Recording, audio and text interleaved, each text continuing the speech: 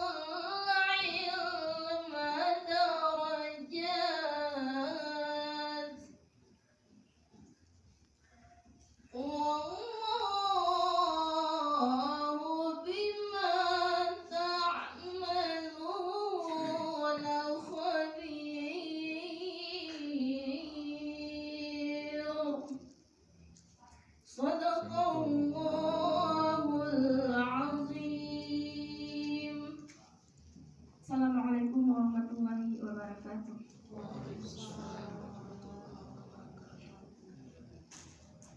Selanjutnya, kata sambutan dari Ibu Pengawas SMA Negeri 15 Takengon. Assalamualaikum warahmatullahi wabarakatuh. Alhamdulillah, puji syukur kita panjatkan kehadiran Allah yang telah memberi kesempatan dan kesehatan kepada kita untuk melaksanakan kegiatan seminar kecil untuk calon guru penggerak.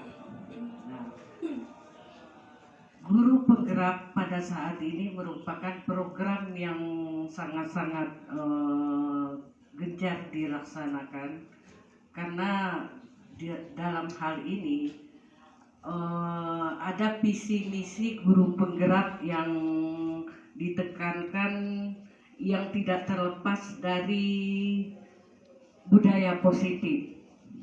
Nah, jadi tidak terlepas dari karakter siswa yang menjadi fokus pembinaannya. Oleh karena itu di banyak program-program yang dilaksanakan itu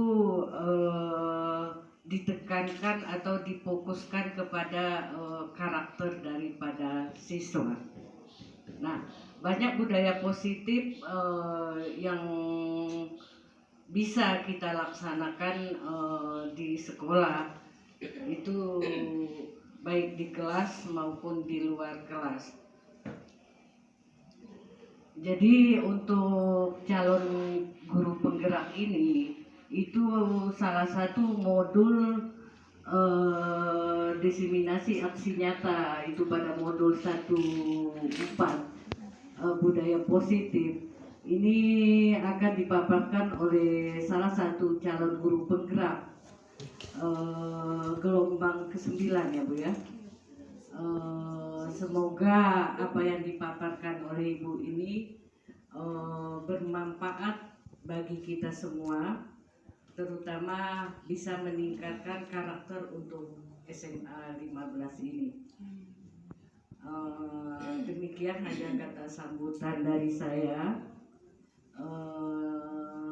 Dengan resmi acara diseminasi aksi nyata modul 1.4 budaya positif resmi kita buka.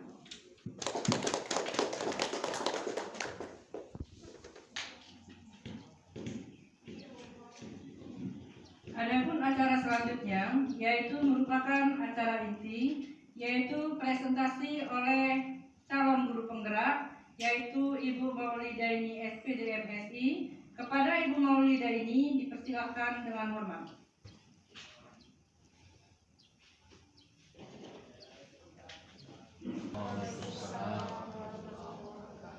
Alhamdulillah segala puji bagi Allah yang telah memberikan kita kesehatan, kesempatan, dan kelapangan sehingga kita dapat hadir di ruangan yang berbahagia ini. Dan tidak lupa pula kita sanjungkan salawat serta salam ke panutan Nabi besar kita Nabi Muhammad SAW yang telah membawa kita dari alam yang gelap gulita ke alam yang terang benderang. Nah, adapun acara kita hari ini yaitu saya sebagai CGT, calon guru penggerak Kabupaten Aceh Tengah Angkatan 9, itu akan berbagi dan berkolaborasi bersama teman-teman yang di sekolah, warga di sekolah tentang aksi nyata modul 1.4 tentang budaya positif di sekolah kita.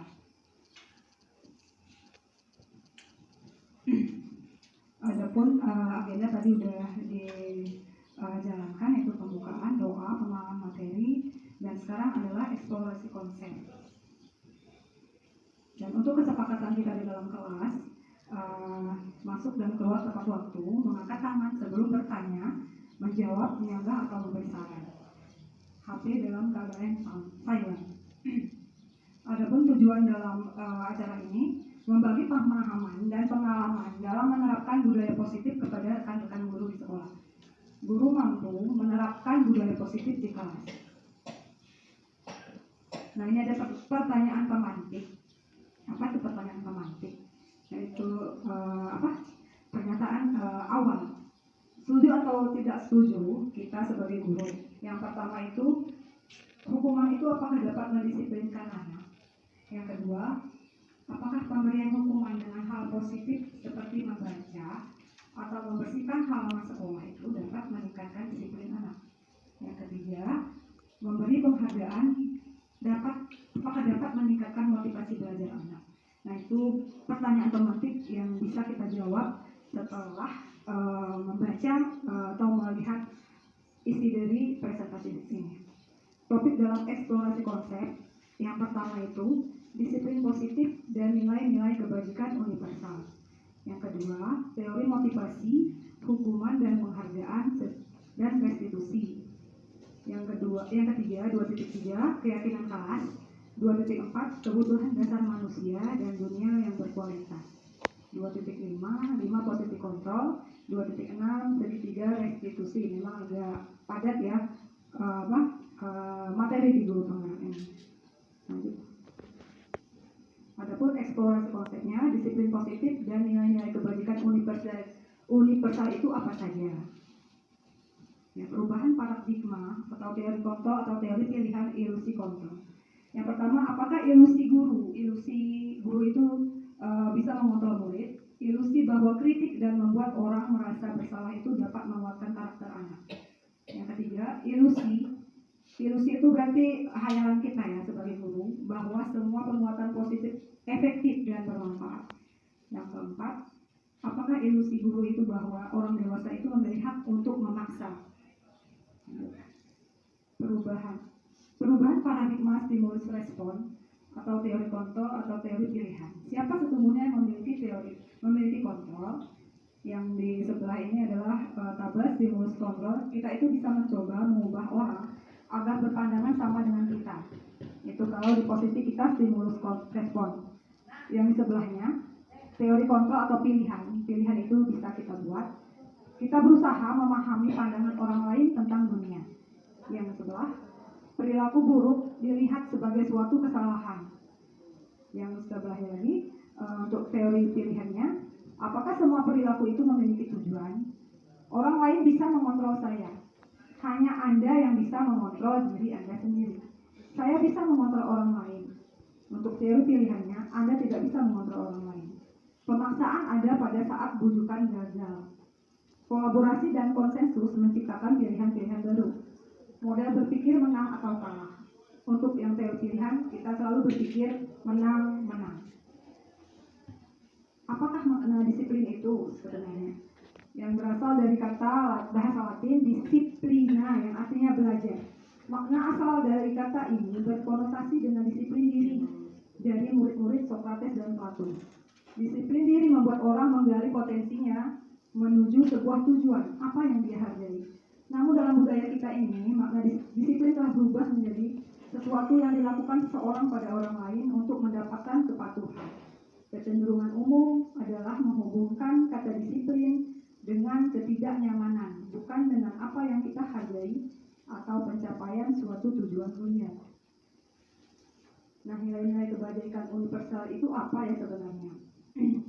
Nilai-nilai kebajikan itu adalah sifat-sifat positif manusia yang merupakan tujuan mulia yang ingin dicapai setiap individu. Nilai-nilai tersebut bersifat universal atau menyeluruh dengan lintas bahasa, suku bangsa, agama maupun latar belakang. Contoh seperti seseorang itu harus memakai helm, itu kan sesuatu yang universal ya, keselamatan artinya. Nilai-nilai kebajikannya. Seorang itu harus pakai masker, seorang itu harus mencuci tangannya. Nah, itu adalah contoh-contoh kebajikan universal. Dan di nilai-nilai kebajikan yang dicapai oleh setiap orang anak Indonesia kita kenal dengan profil pelajar Pancasila, yaitu beriman, bertakwa kepada Tuhan Yang Maha Esa, mandiri, bernilai kritis, berkebinekaan global, bergotong royong dan kreatif. Ada 6. Eksplorasi konsep berikutnya tentang teori motivasi, hukuman, penghargaan dan restitusi. Apa itu? Kita lihat. Dihukum oleh penghargaan. Bahwa penghargaan berlaku sama dengan hukuman dalam arti meminta atau membujuk. Seseorang melakukan sesuatu untuk memenuhi suatu tujuan tertentu dari orang yang meminta atau membujuk. Dorongannya eksternal dan akan ada faktor ketergantungan. Beberapa dampak dari pemberian penghargaan yang dikatakan oleh Alphicon 1993 yaitu dapat pengaruh jangka pendek dan jangka panjang. Penghargaan itu menghukum. Penghargaan itu mengurangi ketepatan. Penghargaan itu tidak efektif. Penghargaan ini merusak hubungan. Untuk menghindari ketidaknyamanan atau hukuman, apa yang akan terjadi apabila saya tidak melakukannya? Itu kan biasa di kelas-kelas ya. Kalau nilai kamu ini nanti, nah itu termasuk apa nih? Itu apa dorongan motivasi eksternal. Yang kedua, untuk mendapatkan imbalan dari orang lain atau institusi, apa yang akan saya dapatkan apabila saya melakukannya? Itu juga masih dalam motivasi eksternal. Untuk menghargai diri sendiri, saya akan menjadi orang yang seperti apa apabila saya melakukannya. Nah, itu baru namanya motivasi internal, tujuan positif, disiplin positif. Dihukum oleh suatu penghargaan, berarti penghargaan itu juga suatu hukumannya. Penghargaan menurunkan kualitas. Penghargaan itu mematikan kreativitas. Penghargaan itu mengurangi motivasi intrinsik. Ini ya, ada siswa yang di sekolah kita melanggar ya, terlambat. Mencatat 100 kali di dalam buku kalimat, saya tidak akan terlambat lagi karena terlambat ke sekolah. Apakah ini suatu hukuman atau konsekuensi? Lari mengelilingi lapangan basket 2 kali karena terlambat hadir di sekolah. Selanjutnya, murid diminta untuk push up 15 kali karena tidak menggunakan masker ke sekolah. Apakah termasuk hukuman atau konsekuensi? Menggantikan kertas tugas teman yang telah dicoret-coret. Apakah itu hukuman atau konsekuensi? Selanjutnya, membersihkan tumpahan air di meja tulis karena tersenggol pada saat belajar. Apakah itu hukuman atau konsekuensi? Murid disuruh untuk mengenakan sepatu seharian di sekolah karena tidak mengenakan sepatu hitam. Oh, ini mungkin murid disuruh untuk tidak mengenakan sepatu seharian di sekolah karena tidak mengenakan sepatu hitam. Apakah termasuk hukuman atau konsekuensi? Lari mengelilingi lapangan basket 2 kali terlambat 10 menit untuk pelajaran PJOK. Apakah ini termasuk hukuman atau konsekuensi? Nah, ini jawabannya ya. Tindakan guru ketika mencatat 100 kali di dalam buku kalimat itu termasuk hukuman. Lari mengelilingi lapangan termasuk hukuman. Murid diminta untuk push up itu juga hukuman. Menggantikan kertas tugas teman yang telah dicoret-coret termasuk konsekuensi. Membersihkan tumpahan air di meja tulis karena tersenggol pada saat belajar itu konsekuensi. Dan murid disuruh untuk mengenakan sepatu seharian di sekolah karena tidak mengenakan sepatu hitam termasuk hukuman. Lari mengelilingi lapangan basket 2 kali karena terlambat 10 menit untuk pelajaran PJOK itu termasuk konsekuensi. Perbedaan hukuman dan konsekuensi, apa sih perbedaannya? Kalau hukuman itu yaitu sesuatu yang menyakitkan itu harus terjadi. Ketika konsekuensinya apa? Sesuatu itu harus terjadi. Membuat anak sakit, fisiknya itu atau hatinya itu dalam jangka waktu yang lama itu sakit. Membuat anak merasa tidak nyaman dalam jangka waktu pendek. Anak membenci kedisiplinan. Kalau di dalam hukuman itu anak membenci kedisiplinan. Yang konsekuensi anak menghargai disiplin. Hukuman itu bersifat paksaan, sedangkan konsekuensi stimulus tanggapan. Hukuman itu mendorong anak menyakiti dirinya sendiri, sedangkan konsekuensi mendorong anak agar mudah menyesuaikan diri. Hukuman itu konsep diri anak menjadi buruk, sedangkan konsekuensi konsep diri anak menjadi baik. Anak belajar untuk menyembunyikan kesalahan, karena kalau dihukum kan pasti mencari alternatif, berbohong seperti itu ya. Anak belajar untuk mematuhi peraturan. Yang terakhir, marah, rasa bersalah, dipermalukan, merasa tak dihargai, itu hal yang dirasakan oleh anak kita. Kehilangan hak, dibuat tidak nyaman, diasingkan untuk sementara. Nah, apa solusinya? Jadi ini ada kata-kata restitusi. Mungkin ada teman-teman yang sudah mendengar atau guru BK yang sudah sering menerapkan. Ya, jadi kami sebagai guru penggerak bukan dasarnya BK, jadi lebih paham bagaimana cara teori ini menerapkan kedisiplinan anak dengan cara restitusi. Restitusi adalah proses menciptakan kondisi bagi murid untuk memperbaiki kesalahan mereka sehingga mereka bisa kembali pada kelompok mereka dengan karakter yang lebih kuat. Restitusi juga merupakan proses kolaborasi yang mengajarkan murid untuk mencari solusi untuk masalah mereka dan membantu murid berpikir tentang orang seperti apa ya yang mereka ingin menjadi tujuan mulianya dan bagaimana mereka harus memperlakukan orang lain. Nah, ini dia, ada identitas gagal dan identitas sukses. Identitas gagal itu masuk ke dalam indikasi hukuman. Untuk identitas sukses yaitu konsekuensi dan restitusi. Bagaimana cara melakukannya? Yang hukuman sesuatu yang menyakitkan harus terjadi, konsekuensi sesuatu harus terjadi, restitusi merupakan suatu pilihan. Tidak nyaman untuk murid atau anak untuk jangka waktu panjang, tidak nyaman untuk murid anak untuk waktu pendek. Kalau restitusi itu menguatkan untuk murid anak dalam jangka waktu panjang. korban mendapatkan keadilan, sedangkan konsekuensi korban bisa diabaikan. Restitusi korban juga mendapatkan ganti. Untuk murid, anak yang tersakiti, murid akan dibuat tidak nyaman itu pada konsekuensi. Sedangkan restitusi, murid akan mendapatkan penguatan karakternya. Perilakunya pasif, itu agresif meningkat. Penguatan hanya bertahan dalam jangka waktu pendek. Sedangkan restitusi itu masalah anak tersebut dapat terpecahkan. Sistem tidak akan berjalan bila murid tidak takut. Konsekuensi memerlukan monitoring dan supervisi terus-menerus dari guru. Restitusi, murid belajar bertanggung jawab untuk perilakunya. Berlaku hanya pada sebuah institusi, tidak berlanjut pada kehidupan nyata. Kalau yang konsekuensi membantu penerapan mengikuti peraturan dalam masyarakat. Sedangkan restitusi fokus pada pemecahan masalah dalam jangka waktu yang panjang. Misalkan nih dalam hukuman peraturannya adalah kamu harus titik-titik, misalkan ya, misalkan. Apa peraturannya? Untuk konsekuensi apa peraturannya? Mampukah kamu melakukannya? Terima kasih. Nah, ini kata-kata yang ada di restitusi. Apa yang kamu yakini? Nah, apa yang bisa kamu lakukan untuk memperbaiki masalah ini? Jadi kita berkolaborasi dengan siswa kita untuk dia mencari solusi sendiri seperti itu, tapi dengan tuntunan dari kita. Untuk yang hukuman, murid itu akan membenci peraturan karena menurut dia itu menyakitkan bagi dirinya. Untuk konsekuensi, murid atau anak menghormati peraturan. Sedangkan restitusi, murid atau anak menghormati dirinya dan orang lain. Adapun 9 ciri-ciri restitusi ini, yang satu itu bukan untuk menembus kesalahan, namun untuk belajar dari kesalahan. Yang kedua, memperbaiki hubungan. Yang ketiga, tawaran, bukan paksaan.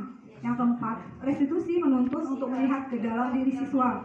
Yang kelima, restitusi mencari kebutuhan dasar yang mendasari tindakan siswa berbuat sesuatu. Yang keenam, restitusi diri adalah cara yang paling baik. Yang ketujuh, restitusi fokus pada karakter bukan tindakan siswa yang salah. Yang kedelapan, restitusi fokus pada solusi.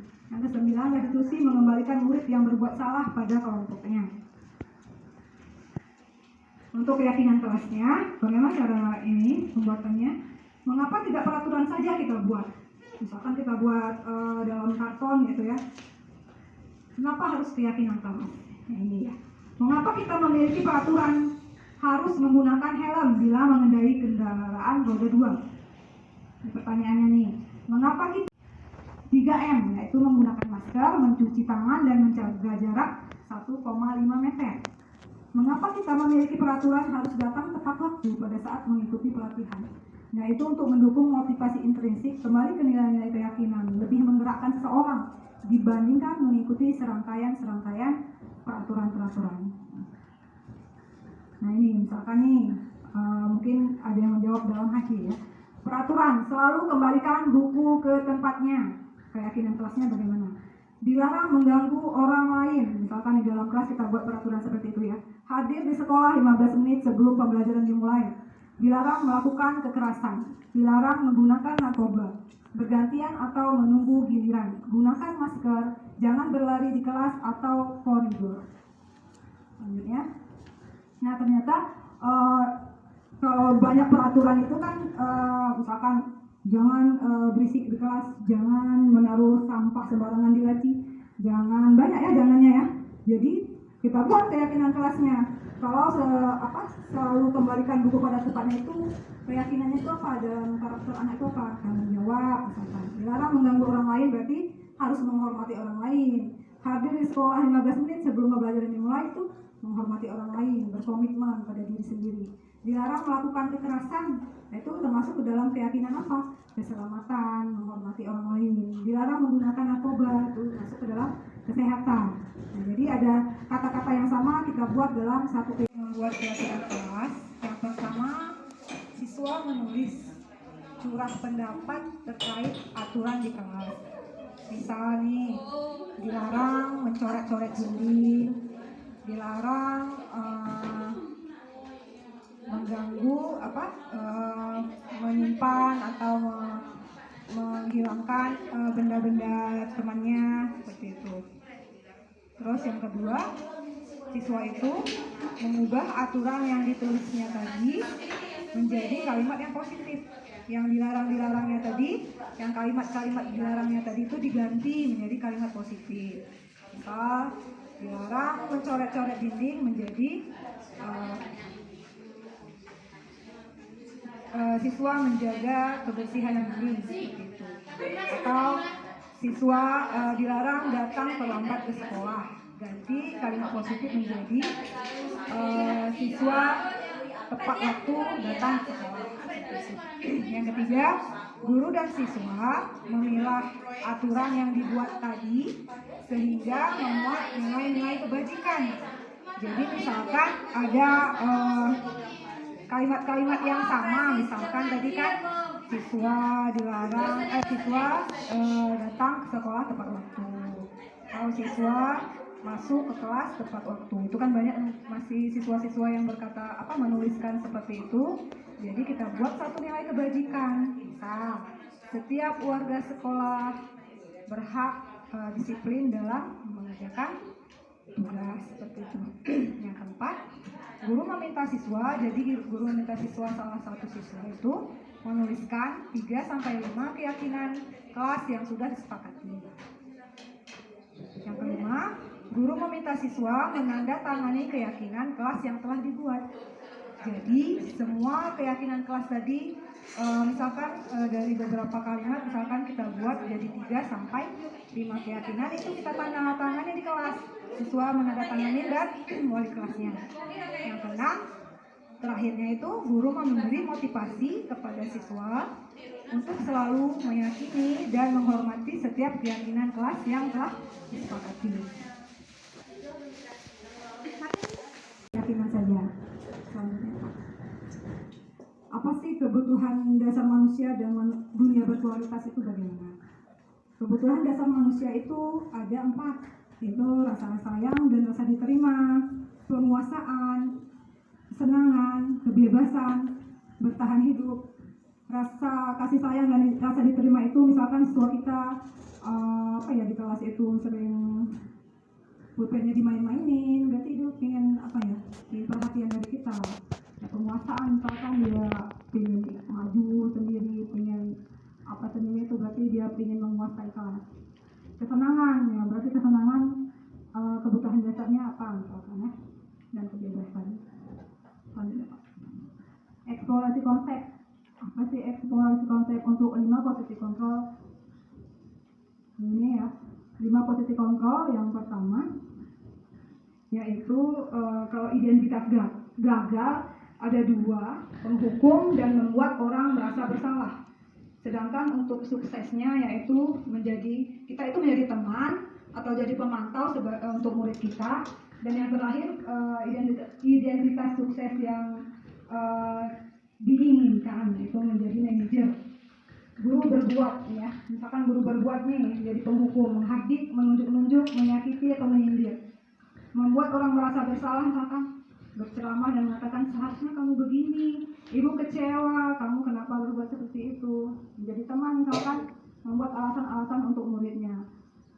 Memantau, menghitung dan mengukur, berarti ada data ya, misalkan di absen ada berapa alfa, berapa ini, jadi kita memantau. Untuk manajer mengajukan pertanyaan-pertanyaan kepada siswa kita. Untuk guru berkata, kalau kamu tidak melakukannya, awas ya. Untuk membuat orang merasa bersalah, kamu sudah tahu.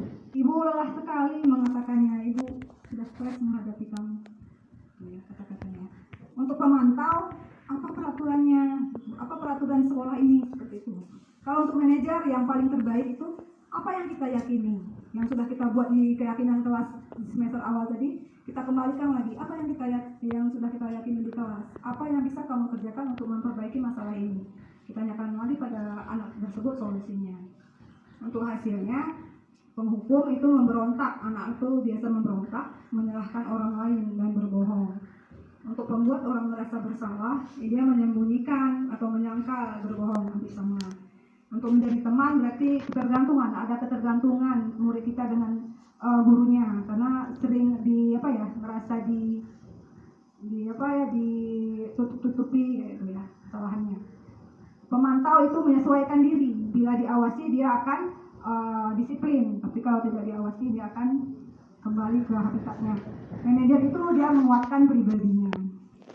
Ya ini teorinya ya, tapi kalau prakteknya mungkin prosesnya sangat panjang. Kaitan dengan dunia berkualitas itu apa? Murid meletakkan guru di luar dunia berkualitas. Untuk membuat orang bersalah, murid meletakkan guru di dalam dunia berkualitas. Untuk teman, murid meletakkan guru sebagai orang yang sangat penting di dunia berkualitas.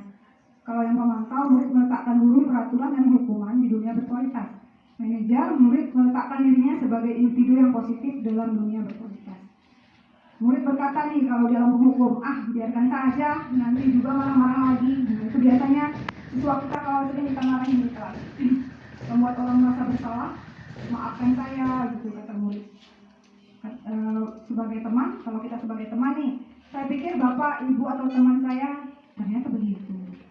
Pemantau, berapa banyak bintang yang saya harus peroleh, berapa halaman harus saya tulis. Nah itu dari muridnya yang berkata. Terus kalau yang manajer, kalau kita posisinya manajer, guru, bagaimana caranya saya bisa memperbaiki keadaan ini? Jadi siswanya yang sendiri yang menawarkan solusinya. Untuk dampak pada murid itu untuk penghukum mengulangi kesalahan lagi dan lagi, besok lagi, seperti itu lagi. Membuat orang merasa bersalah, merasa rendah diri. Untuk teman, lemah, tidak mandiri atau tergantung terhadap guru yang memberinya rasa nyaman tadi. Untuk memantau, menitik beratkan pada sanksi atau hadiah untuk dirinya. Untuk manajer, mengevaluasi diri, bagaimana cara memperbaiki dirinya. Pernyataan pertanyaan seperti ini, pernyataan-pernyataannya. Saya kecewa sekali dengan kamu. Nah, ini siapa yang mengatakannya?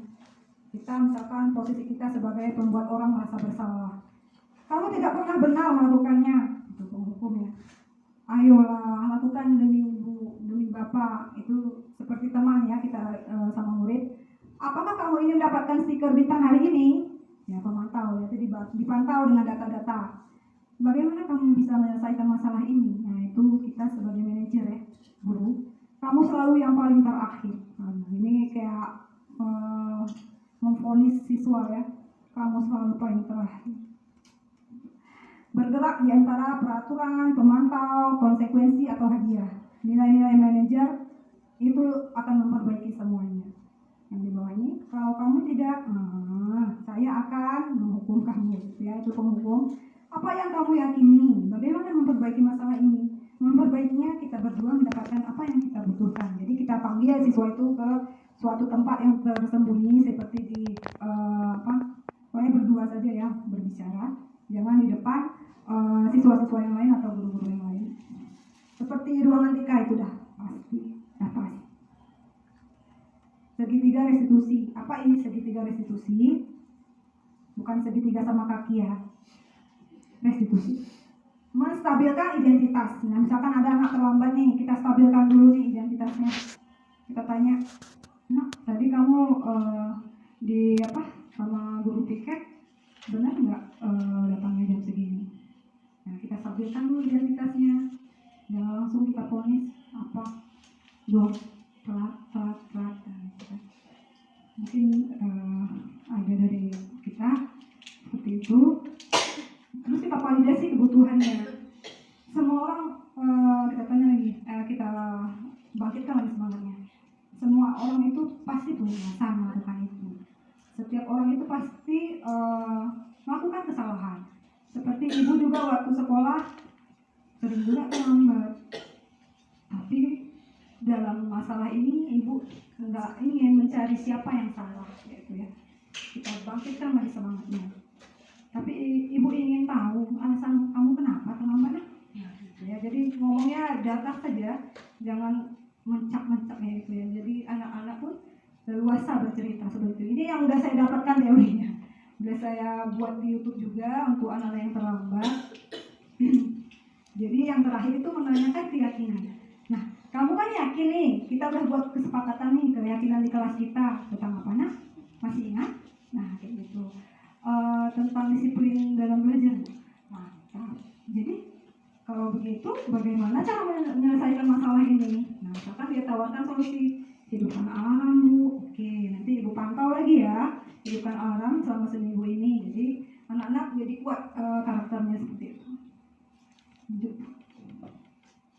Ini untuk membuat anak yang merasa gagal karena berbuat salah menjadi positif terhadap dirinya. Jadi dia selalu mengevaluasi dirinya. Ya betul ya, betul. Aku ini kenapa sih terlambat? Gitu. Jadi mungkin itu salah satu solusinya ya. Menstabilkan identitas. Kata-katanya seperti ini. Berbuat salah itu hal manusiawi, nak. Tidak ada manusia yang sempurna. Bapak Ibu juga buat salah. Kita pasti bisa menyelesaikan permasalahan ini. Oke? Itu. Bapak Ibu tidak tertarik untuk mencari tahu siapa yang benar, siapa yang salah. Bapak Ibu lebih tertarik untuk menyelesaikan masalah ini. Kamu setuju nggak? Nah, kan? Kalau kamu menyalahkan dirimu sendiri terus-menerus, apakah kamu bersikap baik pada dirimu sendiri? Jadi kayak dialog kayak itu ya, dialog dengan rasa yang nyaman siswa kita. Untuk validasi kebutuhan, yang kedua nih ya dari segitiga restitusi validasi kebutuhan. Membantu murid mengenali basic atau kebutuhan dasar yang ingin dipenuhinya ketika melakukan kesalahan itu. Pada dasarnya setiap tindakan manusia tujuannya adalah memenuhi basic needs ya. Apakah itu power, freedom, love, and belonging yang 5 kebutuhan dasar tadi. Kekuatan, kebebasan, rasa diterima itu ya setiap manusia. Dan di validasi kebutuhan ini kata-katanya seperti ini. Kamu bisa saja kan melakukan hal yang lebih buruk, tapi kamu tidak melakukannya karena berarti kamu sudah hebat. Gitu. Misalnya nih terlambat, nggak usah masuk lagi lah. Katanya kan dalam hatinya bisa tuh banyak pilihan kan orang berbuat sesuatu. Udah terlambat nih, nggak usah datang aja lah, pergi aja kemana gitu kan. Kamu pasti punya alasan mengapa melakukannya. Apa yang penting bagi kamu? Kamu boleh tetap berusaha menjaga sikap itu, tapi tambahkan sikap yang lain, ya, yang baru, yang bagus, yang positif. Maukah kamu belajar cara lain untuk mendapat yang kamu butuhkan tanpa harus memukul, tanpa harus memaki-maki, begitu? Apakah kamu bisa melakukan dengan lebih baik besok lagi? Nah, kita kayak ada kesepakatan nih antara kita sama murid yang terlambat tadi. Lanjut. Ya, ini untuk menanyakan keyakinan segitiga restitusi yang ketiga. Anak melihat kesalahannya dihubungkan dengan norma sosial dan nilai-nilai yang mendasari manusia berinteraksi dengan orang lain. Ini guru berkata nih, apa nilai yang kita percaya di kelas sekolah kita yang sudah kita terapkan, yang sudah kita sepakati di semester awal, yang sudah kita tanda tangani. Nah, masih ingat nilai-nilai universal apa yang telah kita sepakati? Kelas yang ideal itu seperti apa sih? Kamu ingin jadi anak seperti apa, nak? Apa yang kamu rasakan? Ketika kamu melakukan itu, kamu menjadi orang yang seperti apa? Ini adalah praktek membuat segitiga restitusi. Yang pertama nih, misalkan anak terlambat masuk kelas, sudah kebiasaan terlambat, wali kelas dan para guru piket itu bekerja sama biasanya. Yang pertama itu, guru memanggil siswa ke ruangan ya, ke ruangan yang tidak ada orangnya, yang sepi seperti itu, yang misalkan ruangan BK yang sudah kondusif. Terus kita lakukan langkah-langkah segitiga restitusi. Yang pertama itu, guru menstabilkan identitas siswa tersebut. Caranya bagaimana? Kita berkata, apa kabar kak? Ibu dengar nih kakak tadi pagi terlambat ya. Jam berapa kakak datang ke sekolah kak? Jam 7.40 bu. Nah, kayak itu. Terus kita tanya lagi, di sekolah ini jam berapa kita masuk kak? 7.30. Nah berarti kakak itu termasuk terlambat apa enggak? Terlambat bu. Nah, terus kita masukkan, guru memvalidasi kesalahan. Nah setiap manusia itu kan punya banyak kesalahan kak. Ibu juga dulu waktu sekolah melakukan kesalahan, terlambat lah, yang inilah, nggak mengerjakan tugas. Tapi di sini ibu tidak mencari siapa yang salah dan siapa yang benar. Ibu hanya ingin mencari solusi atas permasalahan kakak tadi. Kenapa bisa kakak terlambat? Ya. Nah, kira-kira alasan kakak berbuat seperti itu tadi yang terlambat itu kenapa? Coba dijelaskan. Kan siswa udah menjelaskan tuh alasannya, misal terlambat bangun, misal berjajang semalam, kan banyak tuh alasannya yang sudah dia sampaikan. Terus kita tanyakan lagi, jadi kakak, kita kan sudah membuat kesepakatan nih di awal semester yang lalu tentang apa kak? Disiplin dan tepat waktu. Iya, berarti kakak melanggar itu kan? Iya bu, saya melanggar keyakinan kelas tentang disiplin dan tepat waktu. Nah, berarti kakak boleh mempertahankan sikap itu, misal kita bilang nih gurunya, wali kelasnya. Tapi ada satu hal sikap yang harus kakak tambahkan. Apa tuh kak? Disiplin bu, harus lebih disiplin dan tepat waktu. Berarti kedepannya, ibu lihat lagi kedepannya bahwa keyakinan itu yang harus kakak serapkan lagi untuk lebih kuatnya kak ya. Baik bu. Jadi itu adalah praktek membuat segitiga restitusi. Ya. Refleksinya, hal baru apa yang mengubah paradigma saya? Ini refleksi ini kayak umpan balik terhadap diri kita ya. Hal baru apa ya yang mengubah paradigma saya, yang saya dapatkan? Yang kedua, perasaan apa yang muncul selama mengikuti sesi ini, khususnya mengenai makna disiplin dan motivasi intrinsik. Peran AMONG seperti apakah yang saya telah lakukan selama mengikuti modul ini? Saya akan menjadi AMONG yang seperti apakah setelah mengikuti modul ini? Ini tadi kita selesai. Terima kasih. Mungkin ada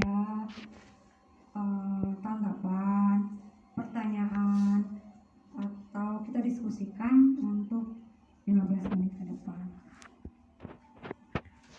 Ini Pak. Iya ini tentang disiplin positif dan nilai-nilai kebajikan universal, teori motivasi, hukuman dan penghargaan, restitusi, keyakinan kelas, kebutuhan dasar manusia dan dunia berkualitas, restitusi 5 posisi kontrol, dan 2.6 restitusi segitiga restitusi. Oke, kita mulai. Ya, Bu Ida. Baik, terima kasih Bu. Sebelumnya saya memperkenalkan diri. Izinkan saya memperkenalkan diri. Nama saya Idawani Nasra. Salah satu juga calon guru penggerak yang akan mengikuti jejak Ibu ke depannya. Tadi saya menarik sekali dengan judulnya Bu ya. Jadi diseminasi aksi nyata modul 14 budaya positif. Apa saja nilai-nilai kebajikan universal dan apa saja contoh-contohnya Bu? Terima kasih. Baik Bu, terima kasih. Pertanyaan yang sangat bagus. Apakah itu nilai-nilai kebajikan universal yang sudah disepakati mungkin oleh dunia ya, dan segala isinya? Seperti nilai kebajikan keselamatan, menggunakan helm, gunakanlah helm pada saat berkendaraan, gunakanlah masker pada saat di ruang publik kayak itu. Jadi kan keselamatan, kesehatan, tanggung jawab, nah itu bisa mewakili dari nilai-nilai kebajikan universal.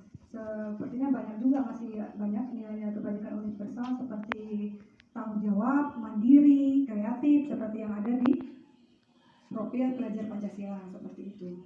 Dan contohnya juga banyak, misalkan kita buat keyakinan kelas di kelas, itu sudah ada saya terapkan di kelas 12 IPS 1. Mereka itu curah pendapat tentang apa yang boleh, apa yang tidak. Nah, itu misalkan bagian pertama, coba kakak abang buatkan peraturan-peraturan dalam kelas kalian, apa sih sebenarnya yang bisa kita terapkan. Ada yang membuat dilarang berisik, dilarang lari sana lari kemari, dilarang keluar kelas tanpa izin guru, dilarang makan di kelas, makan dan minum di kelas dan sebagainya. Nah, itu kan sangat banyak peraturan-peraturan yang seperti itu. Jadi kita ciutkan menjadi keyakinan kelas seperti itu. Mungkin ada yang lain. Bagaimana tanggapannya Bu? Apakah bisa diterima? Iya. Mungkin ada pertanyaan yang lain dari guru-guru.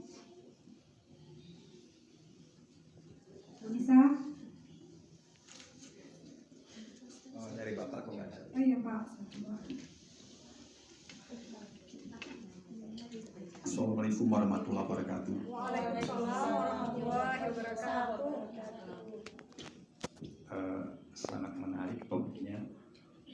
Bagaimana kita supaya kita disiplinkan siswa itu dengan memberi disiplin yang positif. Bapak-bapak polisi kan, apa mau kita jawab coba? Kan karena memang udah yakin kan kita bahwa itu adalah nilai keselamatan bagi diri kita. Kenapa nggak gunakan masker waktu COVID itu? Misalkan ada nih polisi ya, pakai polisi dulu ya. Kenapa nggak pakai masker?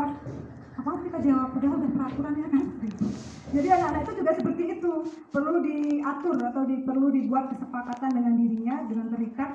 Kalau perlu pakai materai, jadi mereka ada misalkan ada anak yang ini tuh nggak baca tuh, udah kita sepakati ada anak-anak yang langsung menegur temannya karena memang udah melanggar. Jadi teman-temannya sendiri yang mengembalikan ke keyakinan kelas. Itu nggak baca itu keyakinan kelas itu. Jangan makan sembarangan, jangan buang sembarangan. Oh iya ya, langsung ya buang sampah ke tempatnya seperti itu. Jadi kita nggak perlu ngomel-ngomel lagi kalau dalam teori ini ya. Kita nggak perlu ngomel-ngomel karena sudah ada kesepakatan tadi. Begitu Bu Naya. Berarti keyakinan kelas itu seperti perjanjian di kelas gitu. Perjanjian di kelas Bu Naya. Kesepakatan di awal semester sebelum belajar biasanya dibuat oleh wali kelas. Kalaupun ada guru-guru mapanya boleh juga menambahkan seperti itu Bu Naya.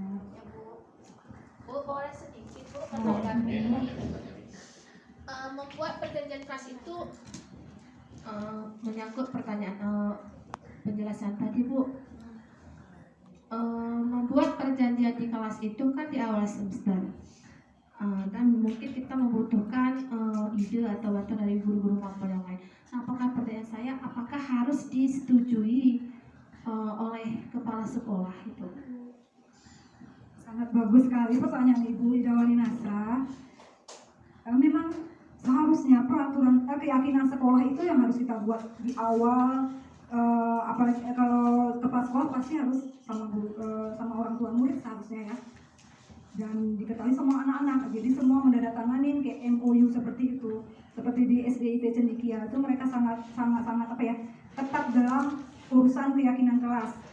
Mungkin kenapa anak kita seperti ini memang karena nggak tahu ya apa ya, ibu sana lain bicara, ibu lain bicara, ibu sana menghukum lain, ini lain. Jadi nggak ada sepakat. Jadi pada siswa kita bingung, apa ibu ini, besok aku gini aja lah biar gampang kayak itu. Ibu ini kan cuma nyuruhku seperti ini, aku mau besok terlambat karena piketnya besok nggak terlalu kejam-kejam kali dalam hatinya mungkin ya, karena nggak ada sepakatan di awal sama orang tua, sama kepala sekolah, sama guru-guru, wali kelas. Jadi memang ya udah, berarti itulah nanti konsekuensi yang kita peroleh ke depannya ya, peraturan yang sangat-sangat rentan dilanggar seperti itu.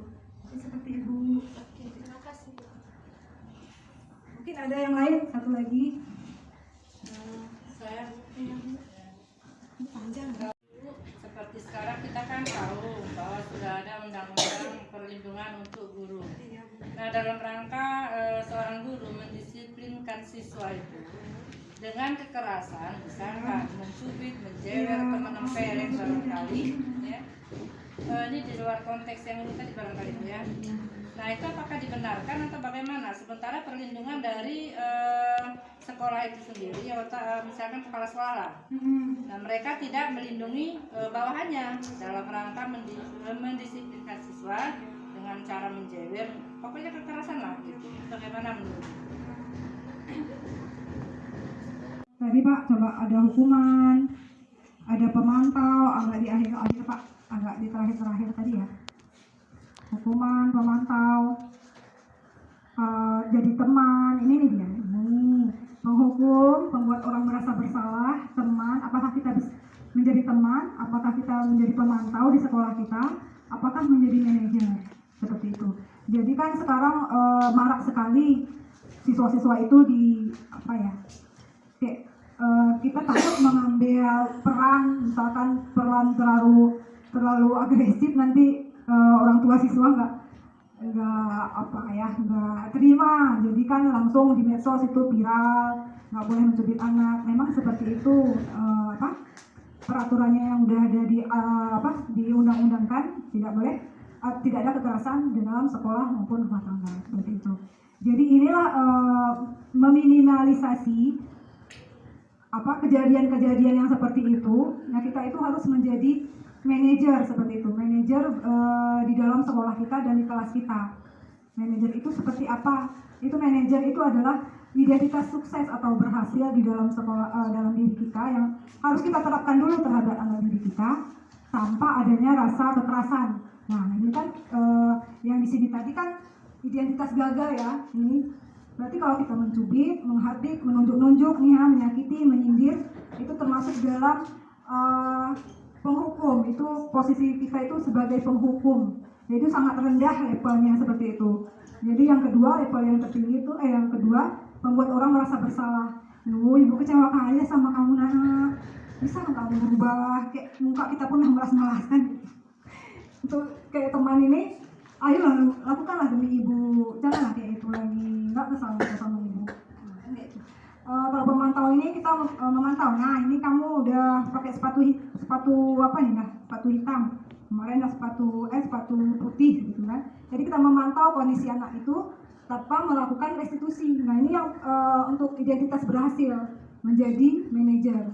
Jadi anak-anak itu akan menghargai dirinya sendiri, menguatkan pribadinya. Bagaimana cara saya bisa memperbaiki keadaan, mengevaluasi diri, bagaimana cara memperbaiki diri. Mungkin kita misalkan lagi cerita nih sama teman kita, sesama guru nih ya, bagaimana ya caranya mau anuin masalah ini. Kita pun kan nggak suka diguruin kan Pak ya, nggak suka di kakak pun dibilang jangan kayak itu kemarin. Nah kan nggak jadilah curhat sama orang ini, kayak nggak nyaman gitu. Kayak itu juga siswa kita Bapak Ibu, maksudnya dia kalau kita jadiin kita ambil karakternya, kita serahkan lagi pada coba kayak mana kok nggak tahu solusinya Bang. Muka kita biasa aja datar, suara kita datar, jangan dimelas-melasin gitu. Jadi kayak biasa, kayak teman gitu ya. Jadi dia sendiri nanti yang mencari solusinya sendiri. Tapi tetap kita pantau, besoknya kita panggil lagi. Memang kesabaran penuh yang harus kita terapkan di sini. Mungkin itu saja Bu. Berarti kalau menghardik, mengata-ngatain siswa dengan kata-kata itu levelnya rendah. Sangat rendah Ibu di sini teorinya di sini ya. Jadi penghukum itu sangat tidak membuat siswa nyaman. Karena saya pun dulu kayaknya waktu jadi siswa ya pernah yaitu dari belakang guru saya, sampai sekarang saya ingat sekali guru pas sekali di belakang itu ada gebetan saya kan saya digituin, jadi sampai sekarang saya teringat ibu tuh gimana kayak itu kan, jadi cerita terus saya sama teman-teman sampai sekarang, padahal itu ada lama 20 tahun yang lalu, tapi selalu teringat. Jangan ya Bu, boleh, karena kita pun nggak mau dikatain guru kampung, guru apa, bukan dia. Salah perido. Mungkin salah Levelnya rendah Bu.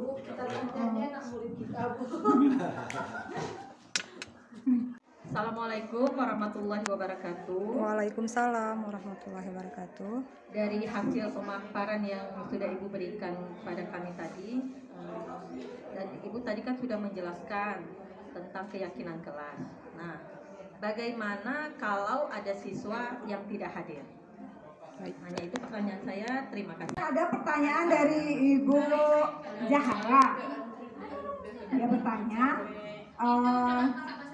setelah kita membuat keyakinan kelas nih, jika ada seorang atau 2 orang siswa yang tidak hadir ke sekolah, nah bagaimana solusinya? Kan dia nggak tahu nih kesepakatannya bagaimana, tidak menandatangani gitu ya. Jadi jawabannya seperti sidang DPR nih, dan DPR tahu kan berapa yang harus hadir di ruangan. 3/4 dari jumlah siswa itu sudah hadir, berarti sudah kita anggap menyepakati aturan-aturan yang sudah kita buat, karena dua orang itu dianggap sudah mewakili. Kalaupun dia tidak datang, berarti teman-temannya yang 3/4 dari jumlah siswanya sudah hadir. Seperti itu. Bisa diterima, Bu? Bisa. Alhamdulillah. Assalamualaikum warahmatullahi wabarakatuh. Waalaikumsalam. Saya ingin bertanya, tadi kan Ibu sudah menjelaskan tentang segitiga restitusi. Berarti ada 3 langkah caranya. Apakah jika anak bermasalah semua diselesaikan dengan 3 langkah tersebut, Ibu? Terima kasih. Pertanyaannya sangat bagus dari Ibu Ibu Susi Triani. Dia bertanya, jika anak-anak yang bermasalah nih di sekolah nih, apakah semuanya harus diselesaikan dengan segitiga restitusi? Dan apakah langkah-langkah ketiga-tiganya tuh harus dimuat seperti itu?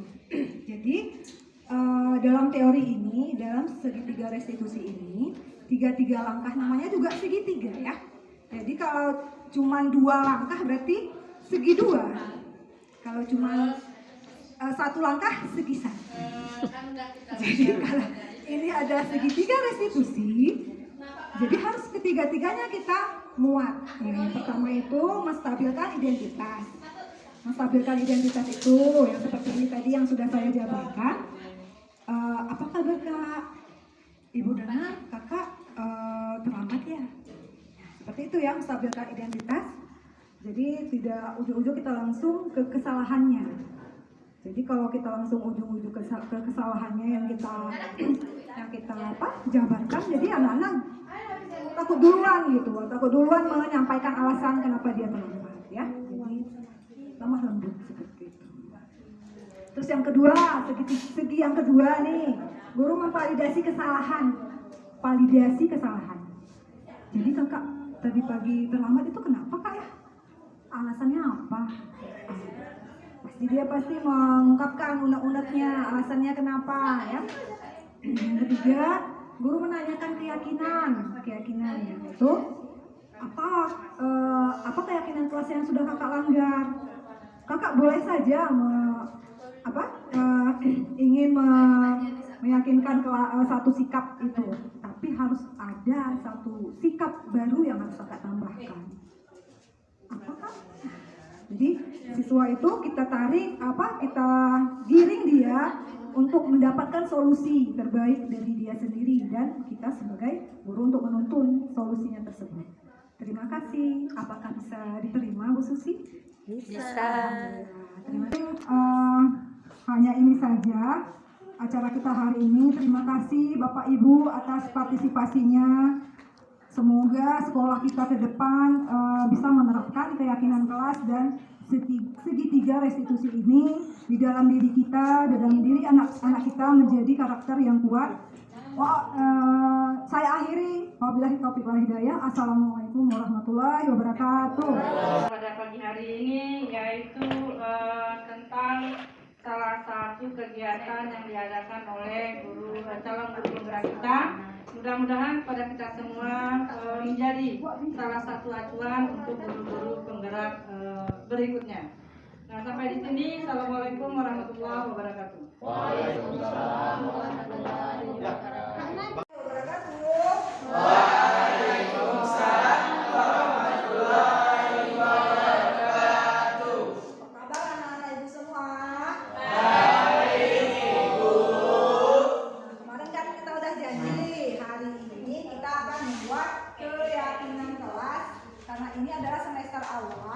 Jadi kita perlu membuat keyakinan kelas. Kenapa? Coba. Biar apa coba?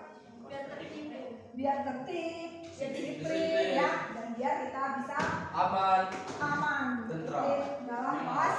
Oke, untuk pertama ini kita bagi kelompok nih kan, 3 kelompok.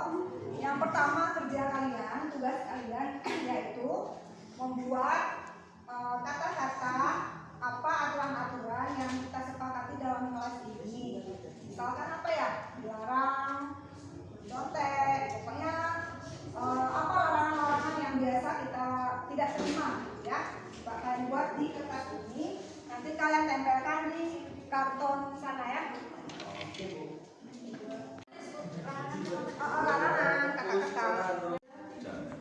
dilarang apa gitu.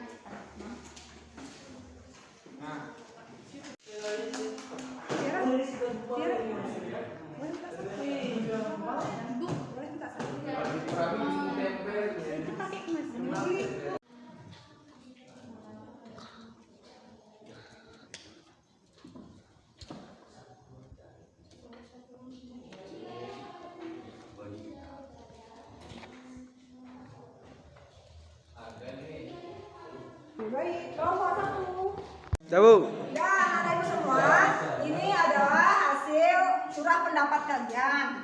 Dimana ini semuanya kata-kata negatif kan? Seperti ada yang membuat dilarang masuk kelas terlambat, dilarang makan dan minum di kelas, dilarang berisik di kelas, dilarang keluar kelas tanpa izin, dilarang ngomong sesama teman. Gimana tuh maksudnya?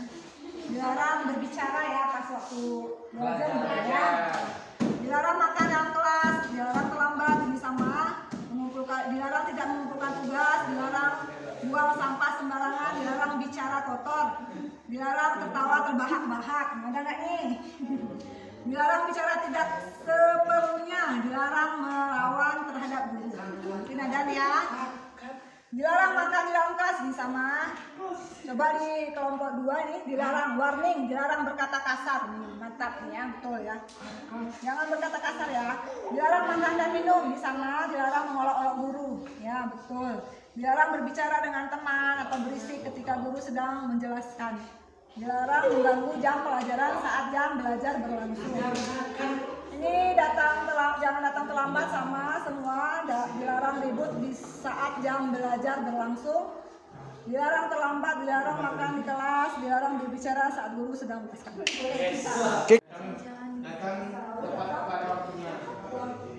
Tidak datang ikut usah dipilih.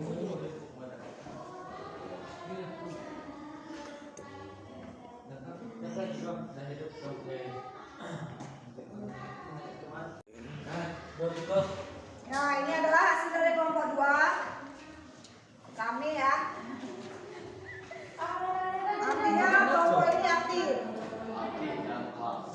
Aktif dalam kelas.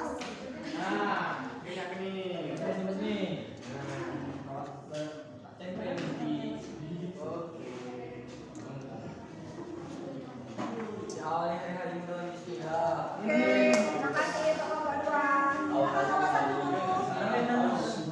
Semoga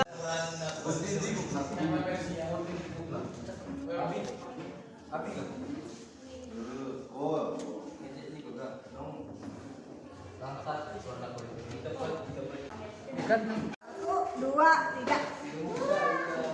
Nah, ini kan hasil dari curah pendapat kalian dari kalimat yang negatif dibawa ke kalimat yang positif, ya kan? Karena ini terlalu banyak, misalkan ini apa nih? Masuk ke dalam kelas tepat waktu.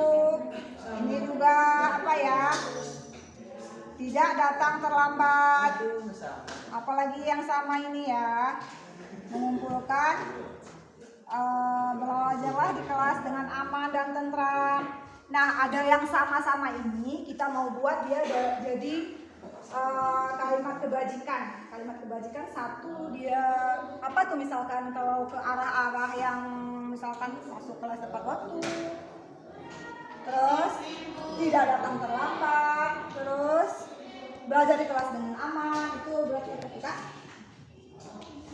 setiap anggota kelas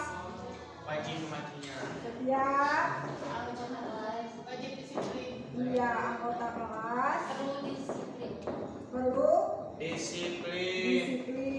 Nomor 1 nih, coba maju ke depan 1 orang. Mana kira-kira yang sama Kak dari ketiga buah curah pendapat kali ini? 1 orang. Nomor 1. Nomor 1.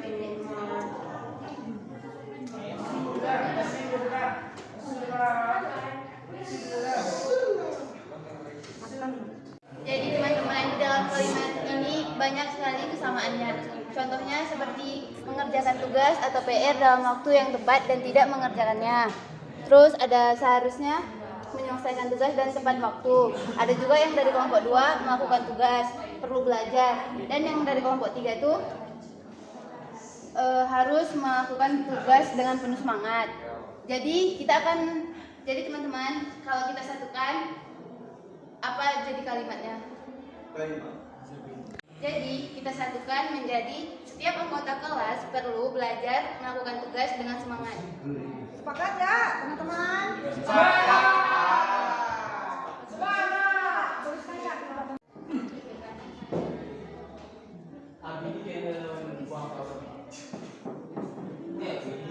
Kalau yang berbicara kosong ini teman-teman ya.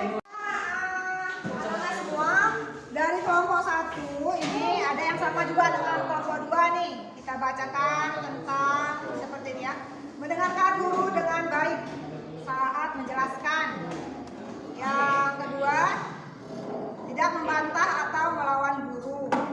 Kelompok kedua, menghormati orang lain, saling menghargai.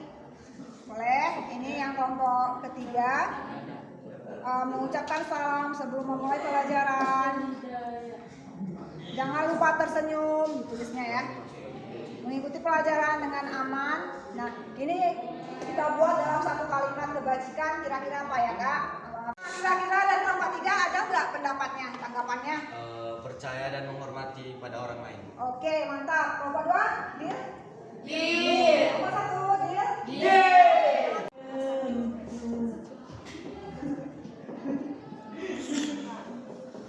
Ini ada lagi ya. Coba dengarkan semua. Konsentrasi saat belajar. Ada kata-kata lagi yang berbicara. Jangan dengan nada yang tinggi. Berbicara sepenuhnya saja, tidak berisik ya. Ini hampir sama semua. Jangan berisik ketika saat belajar dimulai. Nah, kira-kira apa kalimat kebajikannya yang bisa kita buat dalam keyakinan kelasnya? Kelompok 2? Kelompok 2 ada tanggapan? Ada Bu. Setiap anggota kelas perlu merasa aman Bu. Oke. Kelompok 3 bagaimana? Deal?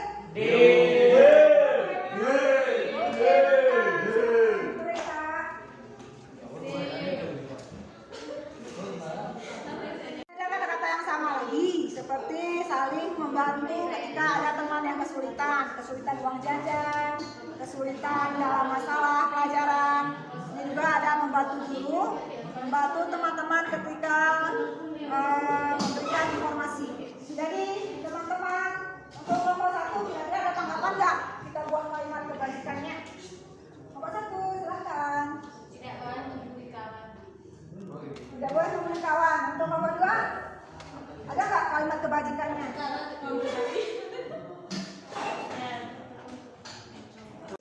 Kira-kira kelompok 2 ada tanggapan nggak untuk kalimat kebajikannya? Ada Bu. Yaitu kita senantiasa membantu teman. Oke, mantap. Kelompok 3, Deal?